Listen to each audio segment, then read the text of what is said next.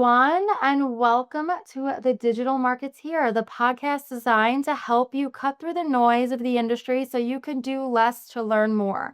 I'm your host, Stefanie Beach, the founder and CEO of the Marketeer Group, a full-service digital media agency working with brands and helping them drive performance. I am so excited to welcome Alli Guglielmino, who is the SVP of Growth and Marketing at Gamefam, the leading immersive gaming and media company behind some of the biggest brands and experience on Roblox and beyond. Since joining in 2022, Alli has orchestrated major partnerships in the NFL, Netflix, Mattel, Paramount, and Warner Music Group. Produced 3 of the 5 Roblox concerts of all times, which is pretty impressive, and even pulled off the first of its kind Netflix premiere inside a Roblox game, which is also super cool. Today, we're going to dive into how brands can show up authentically in gaming space while moving the needle on platforms like Roblox and where all of this is heading. So thank you for being here, Alli. I'm very excited. Can you give a brief background on who you are and how you got into gaming? Yeah, absolutely. Thank you for having me, Stephanie. I'm really excited to chat today. As you mentioned, I am the SVP of Growth and Marketing at Gamefam. I have been at Gamefam for 4 years, kind of wild because it goes so fast. During that time, I have, as you mentioned, worked across many programs with a number of global brands, Paramount, Barbie, Mattel, Sega, and Sonic. We have FIFA, we work with Old Navy, Adidas, so many fun and exciting programs. My team and I work across 3 specific and distinct areas within our company. One is looking at and running strategic partnerships and how we integrate them into our games and into their marketing calendars. In addition, we do all of the influencer activations when we are working with brands for amplification. And lastly, which is a really important one as well, is we focus on building the organic owned communities around our games. So think TikTok, Discord, Twitter, YouTube, having that organic community that's outside of our games that our developers are able to chat with, our developers get feedback, and we can use to really get excited about what's coming for our games. Yeah, I feel like gaming has really kind of taken a forefront, right? It's really kind of having its moment, and it's so much more than just like those little I mean, first of all, when you if we think about like old school gaming, you think of like console games, right? Like I'm thinking back to like Nintendo and Atari and like, you're sitting in front of a TV playing those games. That's what I grew up with. And now it's kind of like everywhere you look and any second of any day, if you don't have entertainment, you pick up your phone and you could be on Roblox, you could be on Wordle, like gaming is so much more than just the traditional games that we think about. And I do think that community is a huge part of that. So, how does GameFam balance the organic community engagement with the needing to scale for brand growth on the platforms? You need to keep the integrity while still growing and, delivering for the brands on those platforms like Roblox and Fortnite. Yeah, Roblox is really interesting. It's essentially the next evolution of social media and gaming put together. So, like you were mentioning, we had console games like Nintendo and PS3, and then we had TikTok and YouTube, and everybody's in different places. Well, Roblox is the convergence of those 2 things. And Gen Z and Gen A are spending 168 minutes a day engaging on these platforms, which is wild. It's more than TikTok. It's more than YouTube. It's kind of hard to believe. Like, there's only so many minutes in the day. Like, where is it happening? How do you find the time? But just like last night, my son's friends call him on my phone. They put it on speaker. They're all in the same game playing together. They're chatting, and so this My creates daughter this did the really, same thing. yeah, Yeah. They yes. built I'm like, houses together. yeah, they and it's so loud. I was like, okay, I'm leaving because this is just deafening. But this is what they're doing on with their free time, and they're strategizing and they're chatting and they're in the game together. They're challenging each other and working on obstacles together. So it's really an interesting platform because it's not this traditional gaming approach.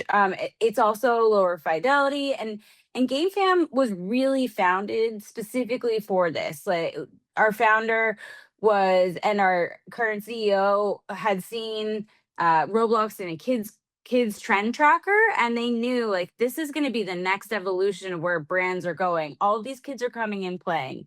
And so the important thing about how to keep our games organic while bringing and scaling brands is something that we're really intentional about.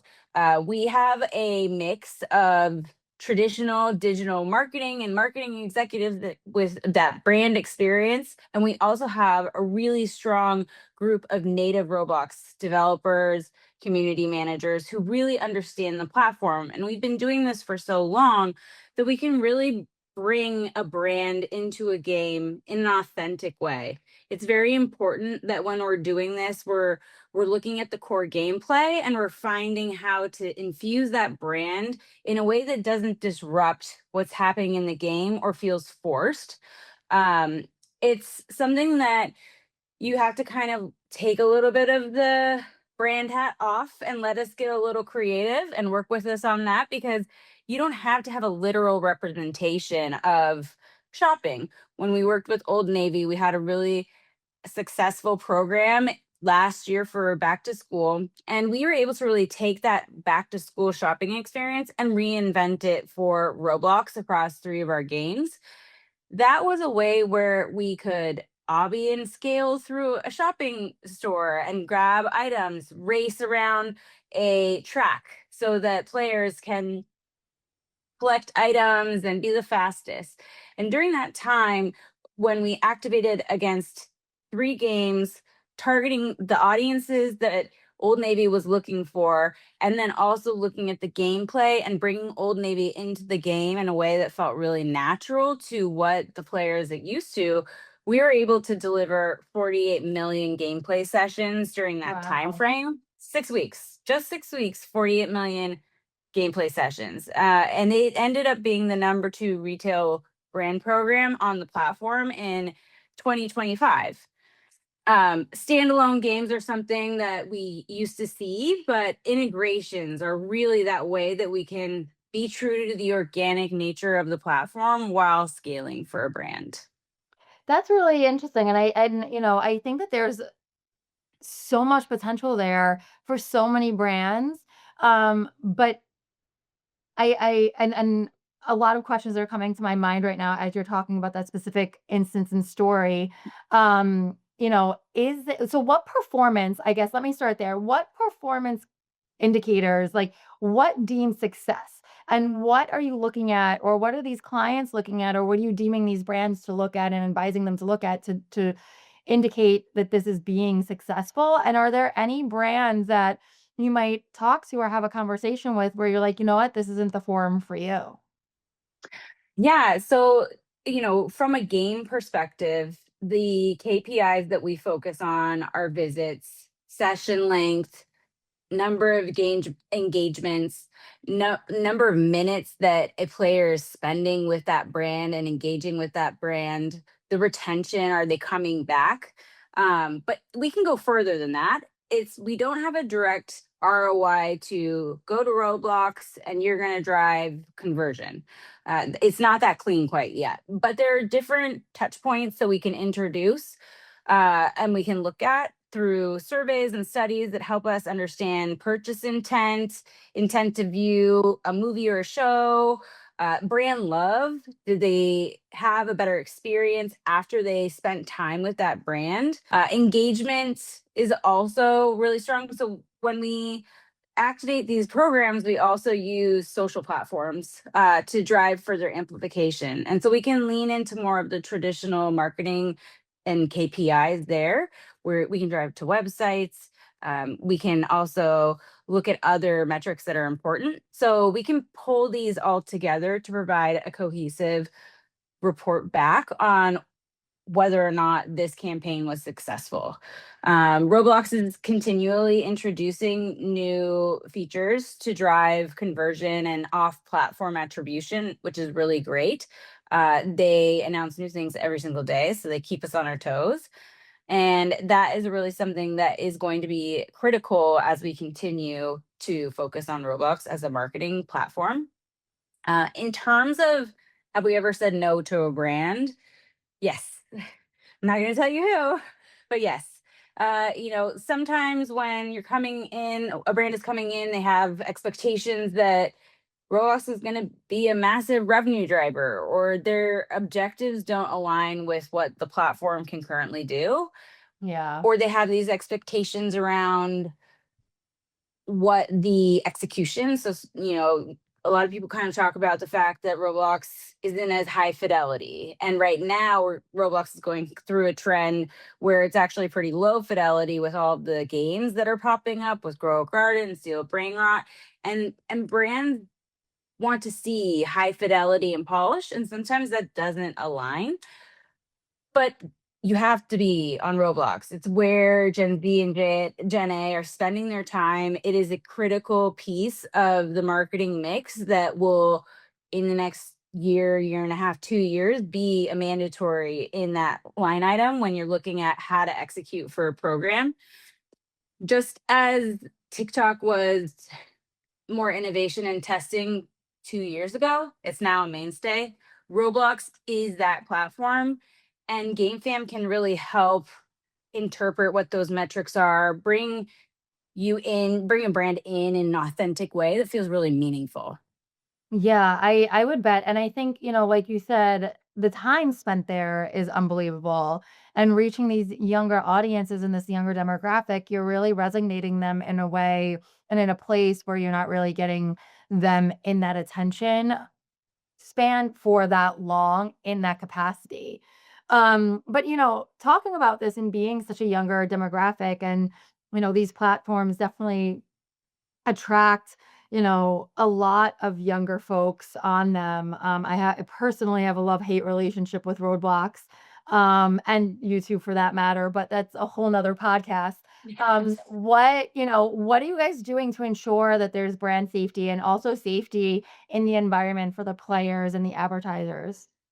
Yeah, it's a non-negotiable safety, and Roblox is very invested in introducing new safety features. They just announced two new Roblox age-related approaches that will be for Roblox Kids and Roblox Select, and so each of those allow players to have a specific gaming experience that is safe for them. So Roblox Kids is for the younger age. It's very similar to YouTube Kids. You can't do voice chat. You can only have friends that are connected through your parent account. And as you age up, there's also more to that. But as you age up, you unlock more. And so that is one way that Roblox is continually evolving. GameFam is really focused on making sure that we have safe and brand welcoming games and experiences. As coming from more of a traditional marketing in my previous world, it's so critical. So we have to be careful about, one, what are the games that we're incorporating into, but also two, how are those players playing those games, and then how do we make sure that we're safeguarding that experience both on Roblox and in our communities to ensure that they are a safe place to be. It's really a big reason why FIFA and Moose Toys have come to us and trust us. We understand their IP and their audiences, and we also know how to approach this in a brand safe way. We are one of the only developers that partners with Caru, which is really critical. So everything that we do is through the lens of Caru and Kappa, and making sure that we are adhering to every brand and advertising guideline. In addition to that, we are really focused on a positive experience, since we have moderation across our channels, and we really have guidelines and rules for how you can operate in our worlds.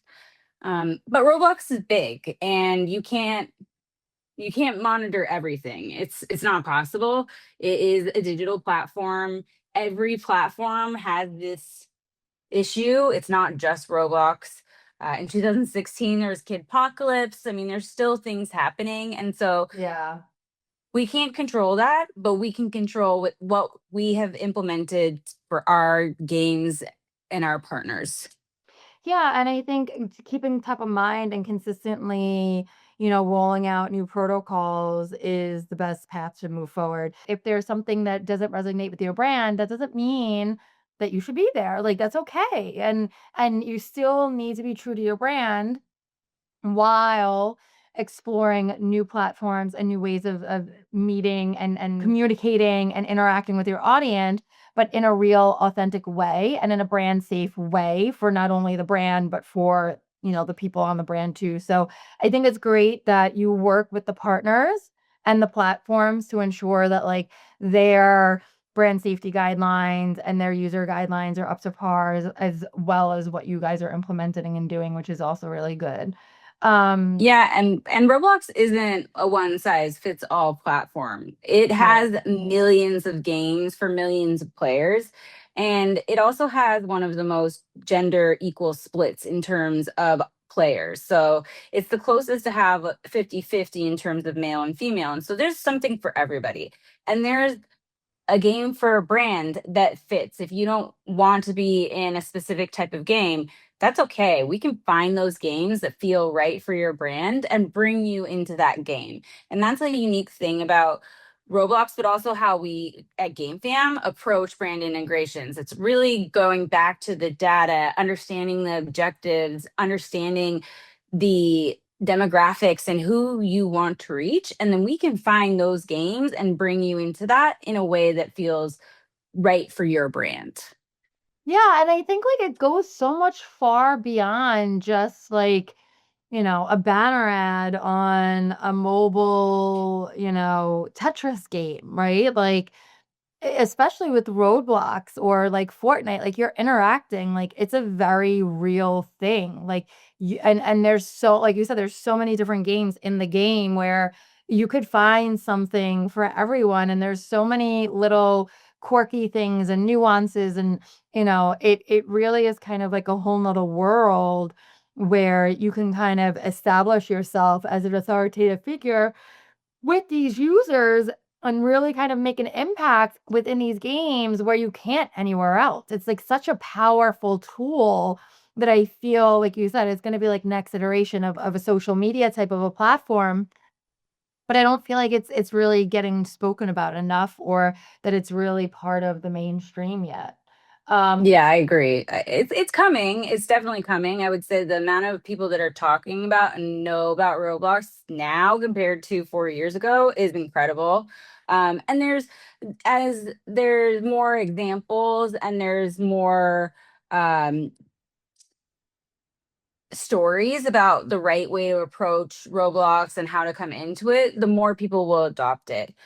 We just did a campaign with Team USA in our FIFA Super Soccer game, and I heard these stats and I was like blown away. But essentially, we announced and showcased the new Team USA jersey in our game, and more players discovered that jersey in our game than from the announcement across any other wow. social platform. And in addition to that, they, after seeing it, there was higher purchase intent for that jersey now that they've seen it. Yeah, And that's so we're not amazing. able to sell it, but we have these indicators that Roblox is a platform where you're reaching the right audience. And the fact that people are discovering the Team USA jersey on Roblox is pretty incredible in our game. Like, who, that's so cool. Yeah, that is really cool. Um, and it must be very validating too when something like that happens. It's like, okay, we're doing the right thing, like we're moving in the right direction. This is working. Yeah. It's really nice. So what do you think are some of the like misconceptions that CMOs have when they first approach you and they're like, yes, like, I feel like it's kind of like anything else. Like, yes, TikTok's great. Doesn't mean every brand needs to be there either, like you need to be like where your audience is and really like have it be authentic like we just said, but what are some of the misconceptions of what people come to you with? Yeah, I would say, excuse me, the biggest misconception, I is that Roblox is a revenue play. It's not yet. It will be at some point. I can't say when, but they're definitely building the tools to make that. And we see those indicators, like I just mentioned with the Team USA. But it's not going to be a revenue driver immediately for you. And so you really need to come onto the platform understanding that, one, and two, knowing that you're focused on more of the upper funnel. You're driving that awareness, you're building your brand building with critical audiences, Gen Z and Gen A. They have the buying power. They will continue to have that. And if you create those communities with them on Roblox now, you're set up for success in the future. But you're not going to sell a million UGC shirts and have a line item where you're like, yes, this is a meaningful revenue opportunity. And so I would say that's one of the biggest learning. It's also one of the conversations that we have a lot about, should you be on Roblox or not? If that's the Mm. expectation, that's not going to happen right now. And so we really focus on how to build that community and your brand relationship with the players on Roblox.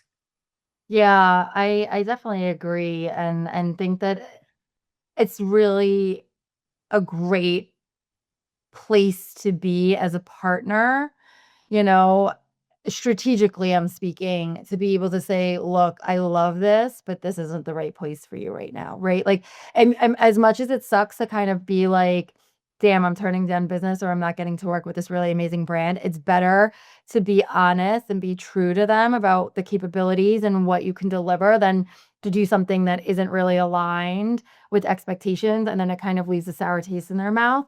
But, I think not being a revenue driver or a direct link to a revenue driver where you can match it back could, halt some people. And it's not to say that it's not driving sales or it's not driving action, but if you can't link it back, you don't really know. But I think it's interesting that you say it's coming. Is that sooner rather than later, would you think? Well, what I mean by that is that there are already features that are implemented into Roblox to help with that. Okay. So there's now commerce, which you can purchase directly. There you can purchase movie tickets, you can purchase clothing, you can purchase makeup.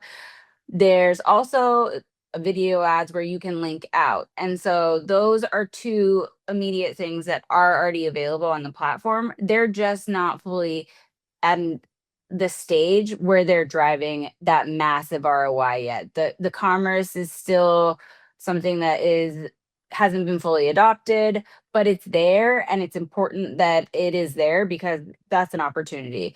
Um, we've seen from our campaigns, we worked with Cher a couple years ago to release her holiday album, and we knew during that time frame that her streams increased for the holiday album. They weren't doing any other marketing or focus targeted media for her album with the Gen A audience, and we saw a direct correlation to increase in streams. And so we do see those, and we can work with brands to help implement and introduce different ways to look at it.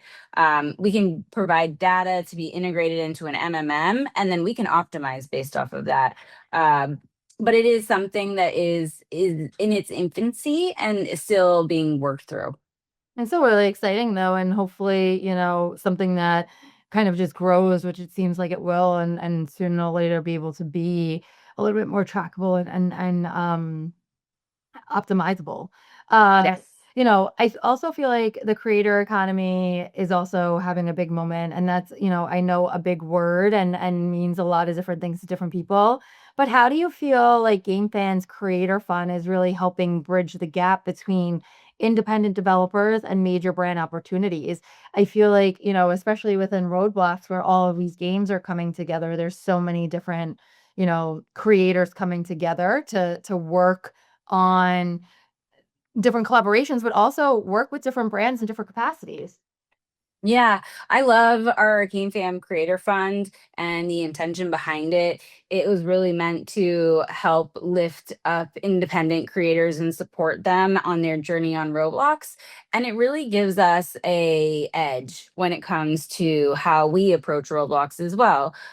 We are able to work with all these incredibly talented up and coming developers, producers to identify the up and coming cultural hits. We can support them in many different ways.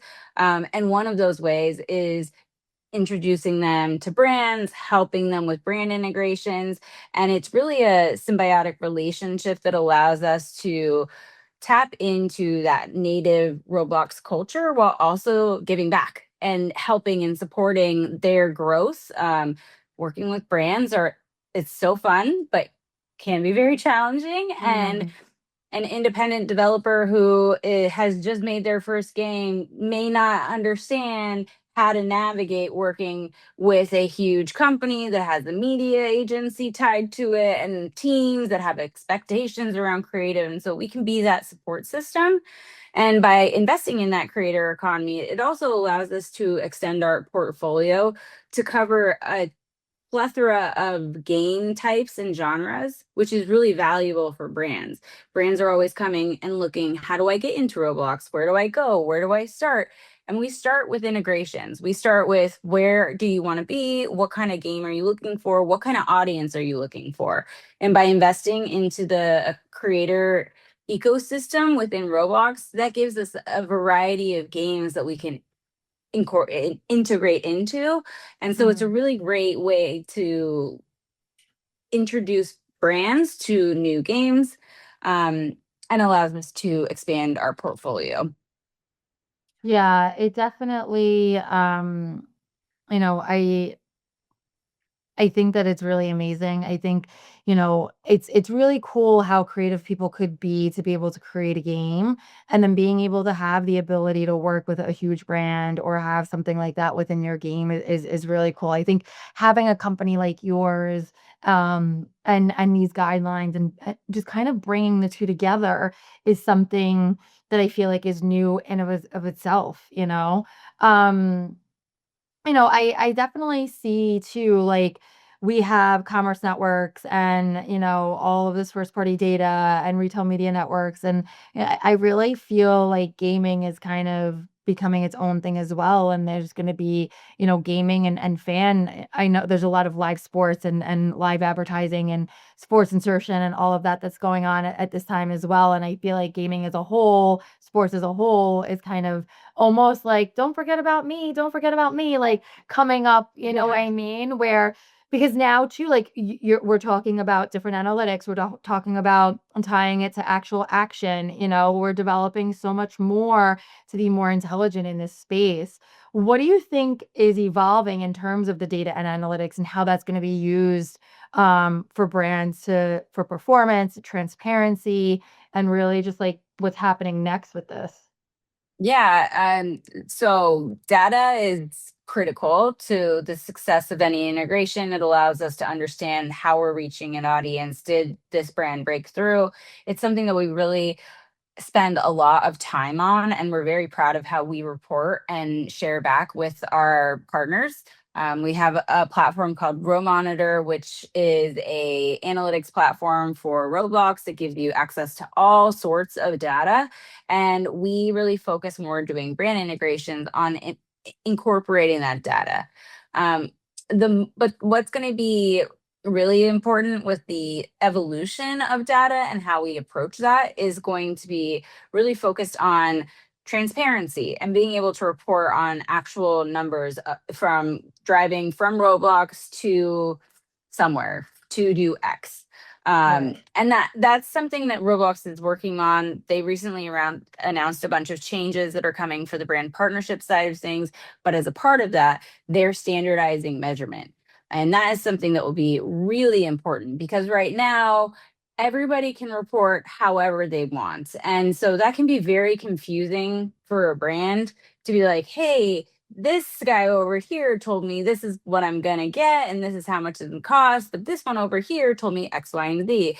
And so it makes brands trepidatious about coming to Roblox because there isn't any standardization around reporting. And so Roblox is really investing in bringing forward standardized reporting and measurements that every brand will be able to look at. And from campaign to campaign, they will all be the same. And that is something that is really important and we're excited about. But until that, we have some workarounds that we, look at. And one is brand lift studies, which I've chatted about. We look at brand affinity and purchase intent before a integration and then after. We also look at off-platform engagement. So Discord and social are two big ones. When we worked with Old Navy on the back to school campaign, in addition to doing the integrations, we had influencers who created videos and live streamed. And then we licensed the content and turned them into digital ads that were running across all of the platforms where players spend their time. And we targeted that back to Old Navy's website. So we were able to do the integration and then amplify that outside while also driving to the website as a part of the experience. And so that allows us to kind of connect the dots until we have the in-game data and transparency around that. Yeah, which, while it's a workaround, at least you're able to get the information, get the data, and, understand the holistic approach and outcome of what you guys put into market, which is really cool. And I think the standardization is really something that's probably needed. But now that this is, something that's becoming a little bit more mainstream, people are going to start to realize that and start to, build that out. I feel like with any platform, that's kind of what happens, right? It's like you build it, you realize, oh wow, we could monetize this. Oh wow, we could do this. And there's all these opportunities. And it's like, how are we going to measure it? How are we going to report out on it? And it will come. So I'm very Yes. excited to kind of see, what that looks like and what that'll be. But I guess, if you think about like the next 3 to 5 years in gaming, what do you think is the biggest hurdle that they must kind of overcome in order to really move forward? And then, I know we said we think that this is going to become like the must buy of every brand. So, how do you think that's going to affect both the larger brands that are in the space now and smaller brands that are trying to make it up into the space? Yeah, uh, Roblox is continuing to grow. It's a platform that is capturing the attention of such a critical audience. Last year, they had 70% year-over-year growth in terms of how many players are actually coming to the platform and spending time.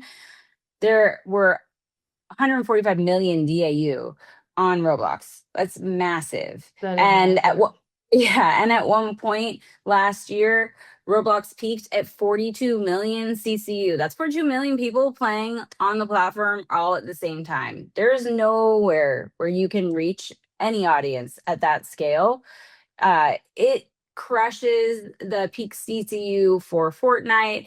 It's bigger than all stream games put together. So Roblox needs to be a part of your strategy. It's going to be the place where you're going to reach your audiences. You will eventually be able to drive sales, but not yet. But if you're not there, you're not building those relationships with key buyers that are coming of age. They want transparency, they want to have relationships, they don't want forced ads. And Roblox is the place where you can do that. And you can do it in a meaningful way that allows you to really create a connection with your audience and build that community so that when they can go purchase or when they're ready to go purchase, they think, oh, I played with Old Navy. Their clothes are so cute. I want to go to the Old Navy store to get my outfit for going back to school. Or, oh, the World Cup is coming. I am going to watch the game, but I'm also going to play in FIFA Super Soccer and I'm going to get my Team USA jersey because I saw it there first. If you're not there, those things aren't going to happen. And that's a missed opportunity. So it's really important that even if it's for, doing a strategy or testing, you figure out how Roblox fits into your strategy because that's where your audience is. Yeah. Uh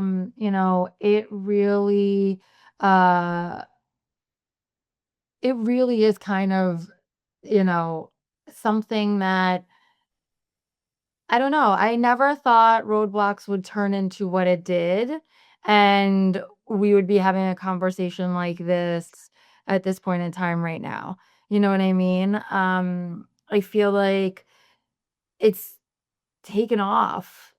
and Yes, gaming in general has really taken off. And you are right, like if you will get miss out on this audience and building this relationship with them. It's not about the way that, I grew up, or the way that our parents grew up, where, "Oh, well, this was in my household, so I always use this," or there's that brand loyalty, or whatever it is. Like, these shoppers now want specific connections, specific experiences, like something more.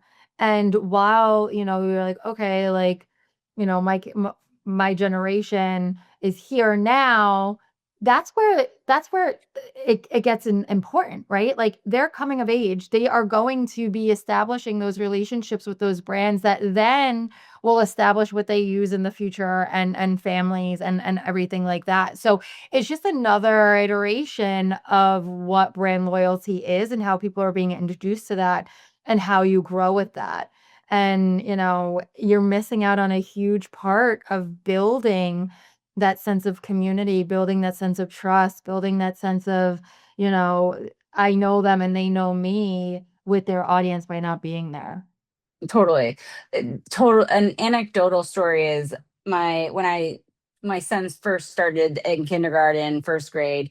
When you would go to the school, everybody would have an influencer backpack, or I've had the opportunity to work at Full Screen, so I've worked with some of the biggest YouTube creators around the world.